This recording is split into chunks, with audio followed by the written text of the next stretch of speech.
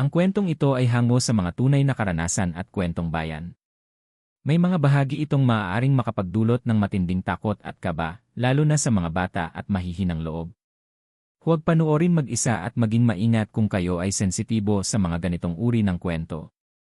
Matapos ang halos 10 taon na pamamalagi sa Maynila, napilitan si Maritz na bumalik sa kanilang probinsya sa Kabisayaan. Isa itong desisyong mabigat para sa kanya, ngunit wala na siyang magagawa. Iniwanan na siya ng kanyang trabaho at wala na rin siyang matirhan sa lungsod. Nang makatanggap siya ng sulat mula sa tiyahin niyang si Aling Sabel na nag-aanyaya na doon na muna siya tumira, nagpasya siyang bumalik sa baryong matagal na niyang iniwasan. Pagdating niya sa baryo, ramdam ni Maritz ang malamig na hangin ng probinsya at ang kakaibang katahimikan. Hindi tulad ng Maynila na laging maingay at puno ng tao, ang baryo nila ay tila nananatili sa lumang panahon. Mabagal ang takbo ng oras at lahat ng tao ay magkakakilala. Ngunit sa kabila ng katahimikan, dama rin niya ang mga matang nakamasid sa kanya. Si Maritz ba yon? Yung batang lumaki dito, bulong ng ilang matatandang nakatambay sa tapat ng tindahan. Hindi makaiwas si Maritz sa mga titig na parang nanghuhusga. Batid niya na siya ang paksa ng mga bulungan, ngunit hindi niya yon pinansin. Pagdating sa bahay ni Aling Sabel, sinalubong siya nito ng mahigpit. Mabuti at umuwi ka, Hija. Ang tagal mo ring nawala, wika ng matanda. Ngunit napansin ni Maritz ang bakas ng pag-aalala sa mga mata nito. Habang nag-aayos ng gamit, nagbalik sa alaala ni Maritz ang mga taon ng kanyang kabataan sa baryo, ang mga laro, ang pagtulong sa bukid, at higit sa lahat, ang kanyang matalik na kaibigan na si Jomar. Bata pa lamang sila ay halos hindi na sila mapaghiwalay. Ngunit isang araw, bigla na lamang itong nawala ng walang paalam. Mula noon, maraming kwento ang lumabas. May ilan na nagsabing tumakas si Jomar papunta sa lungsod, ngunit may mga matatanda rin na naniniwalang kinuha siya ng aswang. Iyon ang mga bulong-bulungan noon na hindi niya kayang paniwalaan, sapagkat kilala niya si Jomar, mabait ito at walang masamang tinataglay. Ngunit ngayong bumalik siya sa baryo, napansin ni Maritz na muling nabuhay ang takot ng mga tao. May mga alagang baboy at manok na nawawala, at may mga bangkay ng hayop na natatagpuan sa mga bakuran na tila inalisan ng lamang loob. Isang gabi, habang naglalakad siya pauwi galing sa maliit na tindahan, napansin niya na may tila sumusunod sa kanya. Hindi niya alam kung guni-guni lamang iyon, ngunit ramdam niya ang malamig na hangin sa batok niya at ang mahihinang yabag sa likuran. May tao ba dyan? Mahinang tanong niya habang nanginginig. Ngunit walang sumagot. Mas binilisan niya ang kanyang hakbang hanggang sa halos tumakbo na siya pauwi. Pagdating sa bahay, humina siya ng malalim. Ngunit hindi pa rin maalis sa kanyang isip ang takot. Bakit ganito ang pakiramdam niya? At bakit parang nararamdaman niya ang presensya ni Jomar sa paligid? Sa isip niya, imposible. Matagal nang patay si Jomar. Pero may boses sa kanyang puso na nagsasabing baka buhay pa siya. Habang nasa loob ng bahay, hindi mapakali si Maritz. Hindi mawala sa isip niya ang pakiramdam na may nakasunod sa kanya kagabi. Pinilit niyang kumbinsihin ang sarili na baka takot lang iyon sa dilim ng probinsya, ngunit hindi mapigil ang kaba na bumabalot sa dibdib niya. Kinabukasan, maaga siyang lumabas upang bumili ng mga gulay sa palengke. Habang naglalakad, napansin niyang marami pa rin ang nakatingin sa kanya. Hindi naman siya estranghero sa baryo, ngunit ramdam niya na may ibang dahilan. Bigla siyang nilapitan ng isang matandang babae.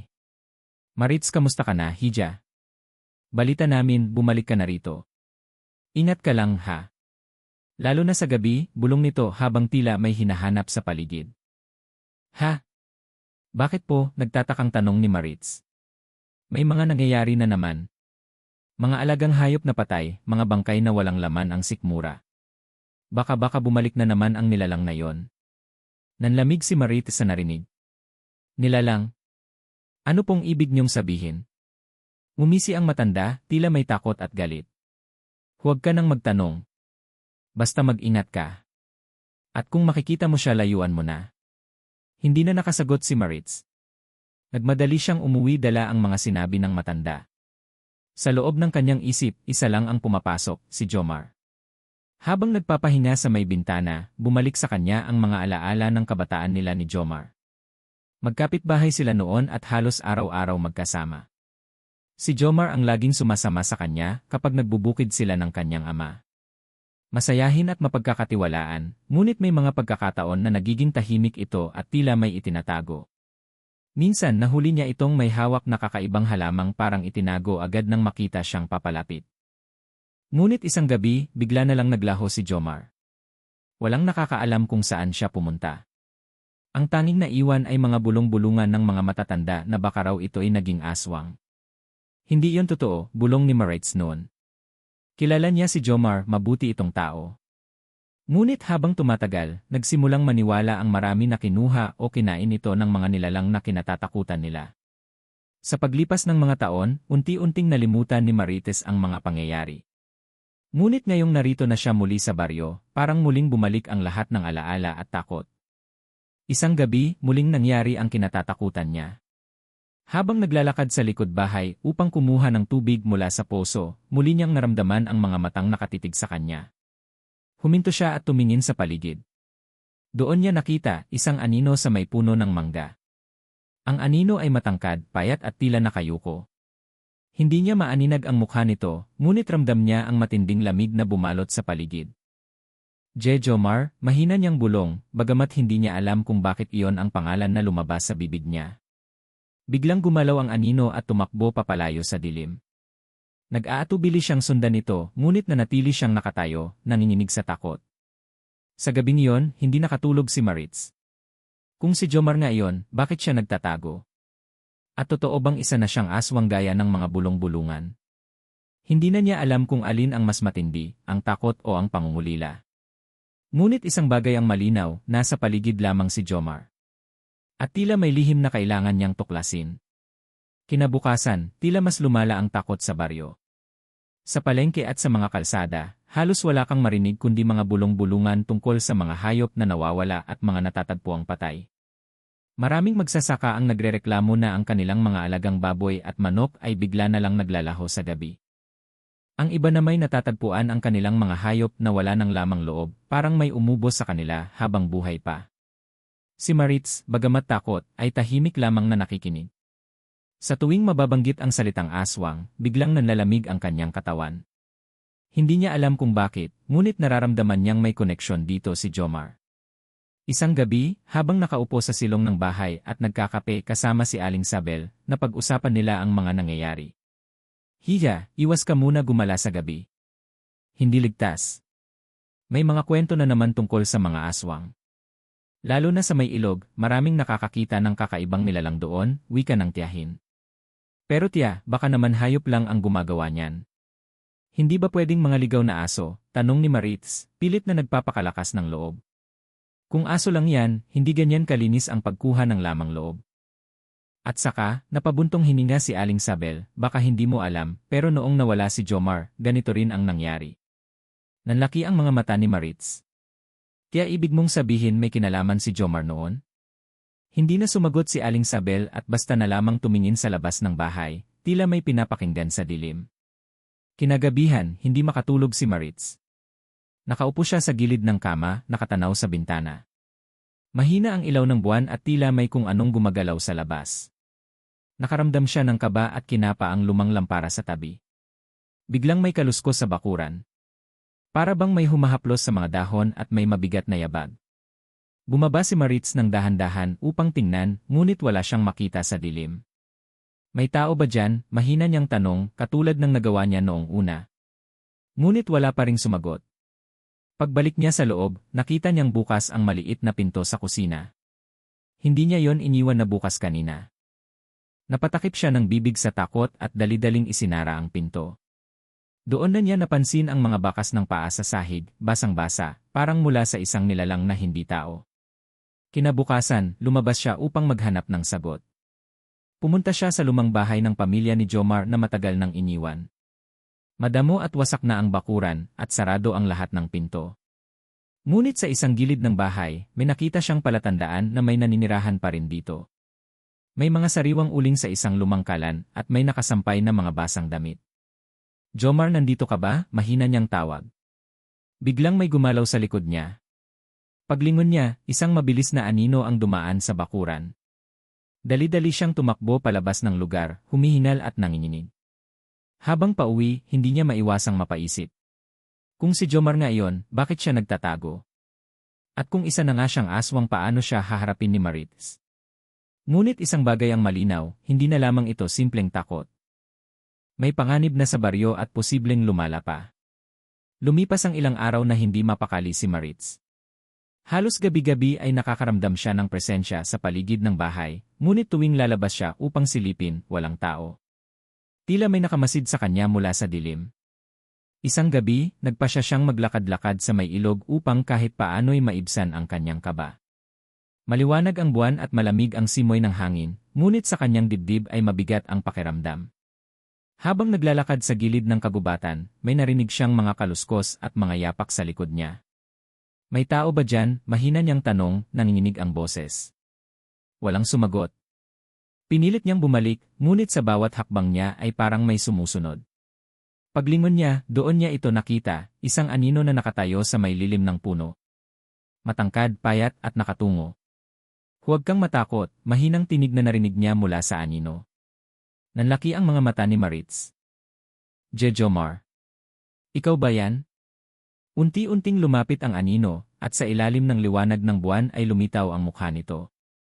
Si Jomar nga, ngunit hindi na siya ang batang kilala niya noon. Maputla ang balat, sunken ang mga mata, at halatang payat na payat. May kakaibang lungkot at hiya sa kanyang mga mata. Maritz, patawad. Hindi ko sinasadya na matakot ka, wika ni Jomar, halos pabulong. Nanlumo si Maritz. Buhay ka pala pero bakit ka nagtatago? At totoo ba ang mga sinasabi ng mga tao? Tumingin si Jomar sa lupa. Totoo. Isa na akong nilalang na kinatatakutan nila. Pinilit ako noon ng aking pamilya. Isa itong sumpa na hindi ko magawang takasan. Hindi makapaniwala si Maritz sa narinig. Pero bakit ka bumalik dito? Alam mong hahanapin ka ng mga tao. Huminga ng malalim si Jomar. Dahil gusto kong makita ka. Kahit sandali lang. Matagal kitang hinanap, Maritz, pero wala na akong mukhang maipapakita sa iyo noon. Dumagsa ang luha sa mga mata ni Maritz. Nais niyang lumapit at yakapin si Jomar, ngunit may bahagi sa kanyang puso na natatakot. Hindi ako natatakot sa iyo, Jomar. Kilala kita. Hindi ka masama. Umiling si Jomar. Hindi mo naiintindihan. Hindi ko na makokontrol ang sarili ko sa ilang pagkakataon. Ang mga alagang hayop ako ang may kasalanan. Hindi ko gusto pero kailangan ko para mabuhay. Kung ganon, paano ka matutulungan? Tanong ni Maritz, desperado. Tumingin si Jomar sa kanya, puno ng lungkot. Wala nang lunas. Ito ang buhay ko ngayon. Kaya pakiusap, huwag mo na akong hanapin muli. Kalimutan mo na ako bago pa mahuli ang lahat. Akmang aalis na si Jomar, ngunit hinawakan ni Maritz ang kanyang kamay. Hindi. Hindi kita iiwan. Kung may paraan para mailigtas ka, hahanapin ko yon. Sandaling natigilan si Jomar. Sa unang pagkakataon, naramdaman niyang hindi siya nag-iisa. Ngunit alam niyang mali ang nararamdaman niya.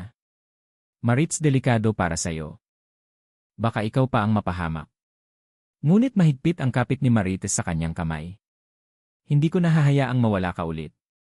Bago siya tuluyang makasagot, may narinig silang mga yabag mula sa malayo, mga tao mula sa baryo na may dalang mga sulo. Agad na kumalas si Jomar at nagmamadaling tumakbo papalayo sa kabubatan. Jomar, sigaw ni Maritz, ngunit wala na itong lumingon. Alam ni Maritz na nagsisimula na ang panganib. Kung matutuklasan ng mga taga-baryo na buhay pa si Jomar at isa siyang aswang, tiyak na hindi na sila patatahimikin. Mula nang muling makita ni Maritz si Jomar, hindi na siya mapalagay. Gabi-gabi niyang iniisip ang mga sinabi nito, ang sumpa, ang pag-iwas, at ang posibilidad na muling mawala ito. Ngunit sa puso niya, malinaw ang nararamdaman, hindi niya kayang talikuran si Jomar, gaano man kadilim ang katotohanan. Isang linggo matapos ang kanilang pagkikita sa gubat, muling naglakas loob si Maritz na hanapin si Jomar. Inalala niya ang lumang bahay nito at ang mga bakas na nakita niya roon. Nang dumating siya, katahimikan ang bumungad sa kanya. Ngunit hindi siya umalis, naghintay siya hanggang sumapit ang gabi. Sa wakas, mula sa dilim, lumitaw si Jomar. Agad itong napatigil nang makita si Maritz na nakaupo sa harap ng bahay. Bakit ka nandito? Tanong niya, halatang nag-aalala. Jomar, ayokong lumayo sa'yo, sagot ni Maritz, tumayo at lumapit. Alam kong delikado, pero mahalaga ka sa akin. Hindi ko nahahayaang mawala ka ulit. Napayuko si Jomar, nagpipigil ng emosyon. Hindi mo alam ang sinasabi mo. Delikado ito. May mga pagkakataon na hindi ko makontrol ang sarili ko. Baka ikaw pa ang masaktan. Hindi ako natatakot, tugon ni Maritz, mahigpit na nakatingin sa kanya. Kilala kita. Alam kong hindi mo ako masasaktan. Unti-unting lumapit si Jomar, at sa unang pagkakataon, hinawakan niya ang kamay ni Maritz. Ramdam ni Maritz ang lamig ng balat nito, ngunit ramdam din niya ang matinding lungkot na dinadala nito. Maritz, matagal na kitang mahal. Pero sa kalagayan ko ngayon, hindi dapat. Lumuluhang umiti si Maritz. Ako rin, Jomar. Noon pa. Mula noon, palihim na nagkikita ang dalawa. Sa ilalim ng liwanag ng buwan, nagkakaroon sila ng mga sandaling parabang sila lang ang magkasama sa mundo. Si Jomar ay laging nagbababala na huwag na siyang hanapin, ngunit si Maritz ay matatag, wala nang balikan. Dito ako. Ngunit habang lumalalim ang kanilang ugnayan, lumalalim din ang takot ni Jomar. Alam niyang kapag natuklasan ng mga taga-baryo ang kanilang lihim, parehong buhay nila ang nakataya. Isang gabi, habang magkasama sila sa tabing ilog, may narinig silang mga yabag at boses mula sa malayo. Agad nilang itinago ang sarili sa likod ng mga puno. May nakakita raw kay Maritz na may kausat sa dilim, sigaw ng isang lalaki. Baka yung aswang ang kasama niya. Halos malaglag ang puso ni Maritz sa kaba. Hindi niya inaasahang may makakapansin sa kanilang mga lihim na pagkikita. Nang makaalis ang mga tao, mahigpit siyang niyakap ni Jomar. Kita mo na. Delikado para sa'yo. Huwag ka nang babalik. Umiling si Maritz, nanginginig. Hindi. Hinding-hindi kita iiwan. Wala akong pakialam sa iniisip ng iba. Pero baka ikaw ang masaktan, giit ni Jomar, halos pabulong ngunit puno ng emosyon. Kung iyan ang kapalit para makasama ka, tatanggapin ko, sagot ni Maritz, umiiyak. Mula noon, mas naging maingat sila. Ngunit kahit gaano sila kainat, ramdam ni Maritz na papalapit na ang panganib. Ang mga bulong sa baryo ay lumalakas, at ang mga mata ng mga tao ay palaging nakamasid sa kanya. Si Jomar man ay lalong lumalayo sa gabi, dumadalas ang kanyang pagkawala. Ramdam ni Maritz na may pinagdadaanan itong labanan sa sarili, ang pagitan ng kanyang sumpa, at ng pag-ibig na pilit nilang ipinaglalaban. Sa kanyang puso, alam ni Maritz, hindi magtatagal, may matutuklasan ang mga tao. At kapag nangyari yon, tiyak na wala nang ligtas sa kanila. Hindi na maikakaila ni Maritz ang bigat na bumabalot sa baryo. Halos lahat ng tao ay naghihinala, at karamihan sa kanila ay tumititig sa kanya na parabang siya ang may kasalanan sa lahat.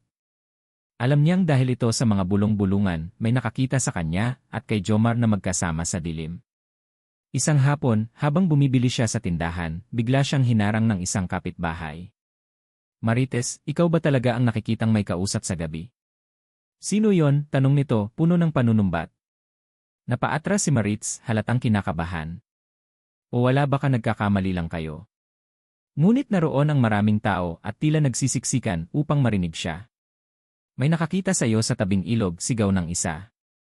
Huwag mong itanggi. Baka tinatago mo ang aswang na matagal na nating hinahanap.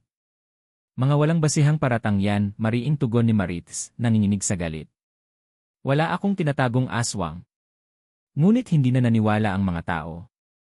Sa halip, lalo silang nag-usap-usap at tila ba nagsimula ng magplano ng kung anong hakbang. Nang umalis si Maritz, ramdam niya ang mga matang nakasunod sa bawat galaw niya. Kinagabihan, nagpunta siya sa lumang bahay ni Jomar.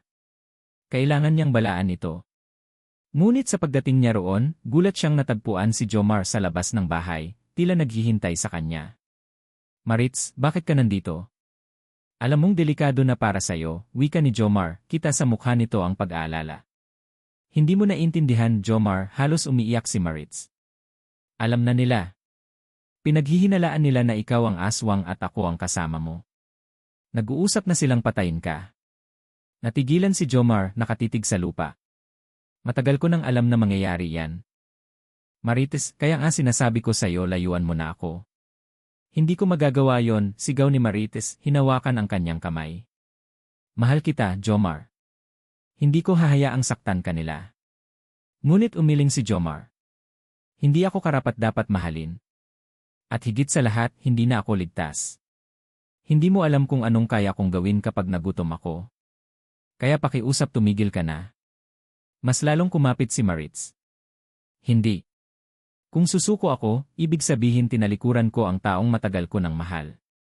At hindi ko kayang gawin yon. Bago pa sila muling makapagsalita, narinig nila ang mga yabag at sigawan mula sa malayo. Nandito lang yan sa paligid. Hanapin niyo ang bahay, sigaw ng mga taga-baryo. Agad na hinila ni Jomar si Maritz papasok ng bahay at pinatago sa isang lumang aparador. Huwag kang lalabas anuman ang mangyari, mariin niyang utos. Jomar, huwag kang lalaban pakiusap, nanginginig na bulong ni Maritz. Ngumiti si Jomar, malungkot at puno ng pangungulila. Kung para sa'yo, handa akong lumaban. Pero sana makaligtas ka. Biglang bumukas ang pinto at pumasok ang mga taga-baryo na may dalang sulo at itak. Agad nilang nakita si Jomar sa gitna ng bahay. Ayan siya. Hulihin ang aswang. Nagsimula ang kaguluhan. Sinugod nila si Jomar, itinali at pinwersang ilabas ng bahay. Sa aparador, luha ang pinagmamasdan ni Maritz ang lahat. Wala siyang magawa kundi pigilan ang sarili na lumabas. Dinala nila si Jomar sa gitna ng baryo at doon iginapos sa isang malaking poste. Ito ang oras ng hustisya, sigaw ng isang matanda. Sunugin natin ang halimaw na ito. Gustong sumigaw ni Maritz, ngunit alam niyang baka pati siya ay pagbalingan ng galit.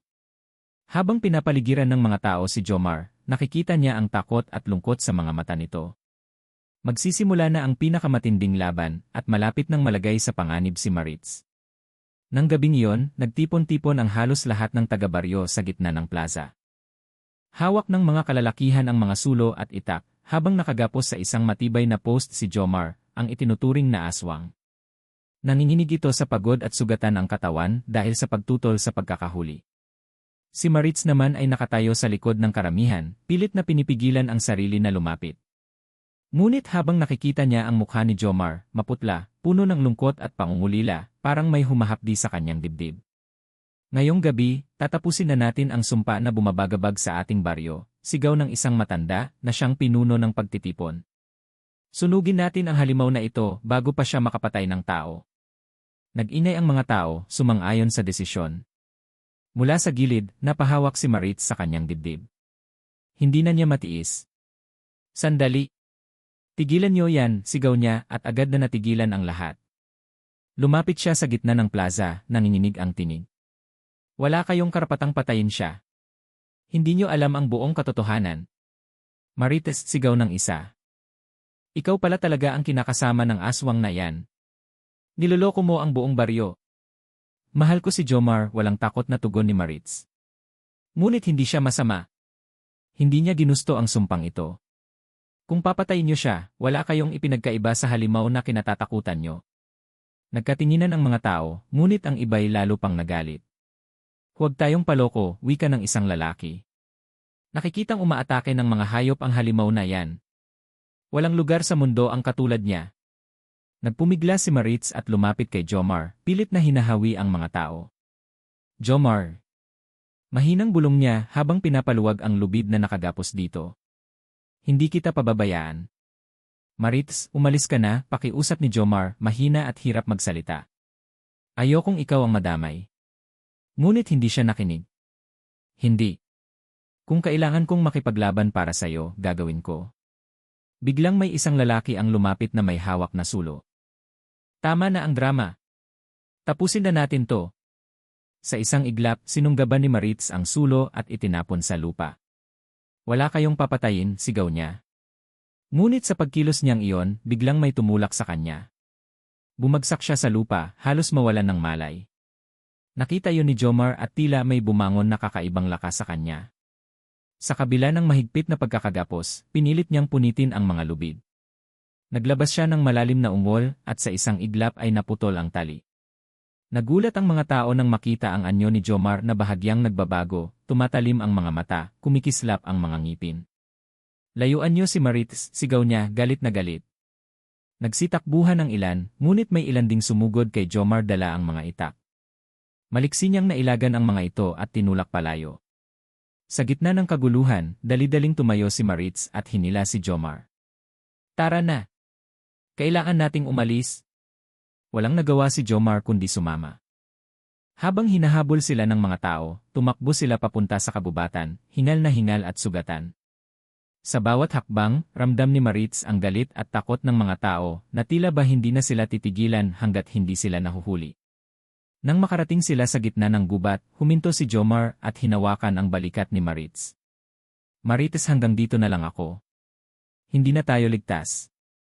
Kung mananatili kang kasama ko, ikaw ang unang mapapahamak. Hindi, umiiyak na tugon ni Maritz. Lalaban tayo hanggang dulo. Ngumiti si Jomar, puno ng sakit. Minsan kailangan nating pumili kung sino ang dapat mabuhay. At ikaw yon, Maritz. 6.